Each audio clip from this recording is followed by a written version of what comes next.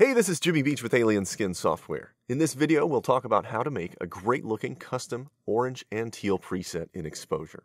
Before we start adjusting sliders, let's set a goal for what we want ours to look like. I'll give you a few tips along the way. An orange and teal effect is a popular cinematic color grading method. Filmmakers use complementary blue and orange color grading to add depth to the shot. The color combination will accentuate skin tones, which helps them jump out of the image. Shadows will typically have a bluish teal-green hue, and the highlights will have a subtle shift to a warmer orange. It also works well when it's slightly faded, something to think about when you're making your own effect. As we create our preset, keep in mind that this is just a guide and not an exact recipe. Color grading is subjective, so exact numbers will vary depending on each photo and your own artistic interpretation. Whenever you're building a custom look, find several reference images to use as guides. This will give you something to compare your new effects against. Photos that contain natural blue and orange colors will look better, since that's where the effects will display prominently. As you're making adjustments, raw photos are ideal. The higher quality color information you have in your image, the better your effects can be.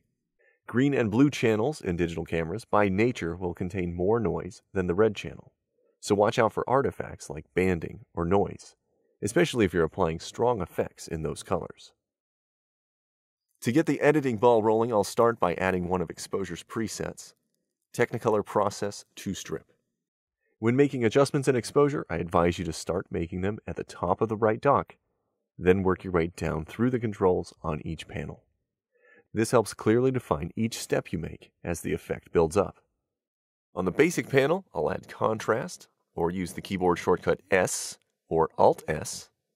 I'll bump up the highlights, or H or Alt-H, and I'll add vibrance, I or Alt-I. I'll also give it more saturation, Y or Alt-Y. Next, use the color saturation controls on the color panel to decrease saturation to the reds and yellows, and increase the saturation in the greens, cyans, and blues. Then open the Tone Curve panel and add color casts with the split toning controls. Apply an orange base color to the upper highlight areas of the image at a strong amount, and apply a bright teal blue on the dark shadows at a high strength. Next, edit the curves with the tone controls. Lower the contrast in the red channel. On the green channel, raise the black point and lower the white point.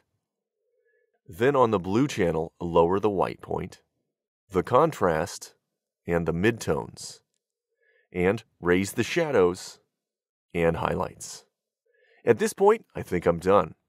I'll hold the backslash key to display a before and after. I'm pretty happy with the look, so I'll save it as a custom preset with Command or Control S. There are lots of ways to make the orange and teal looks in Exposure. Give this one a try. If you want to learn more about using Exposure for photo editing, check out our editing videos playlist. If you haven't used the latest version of Exposure, head over to the website for a free trial.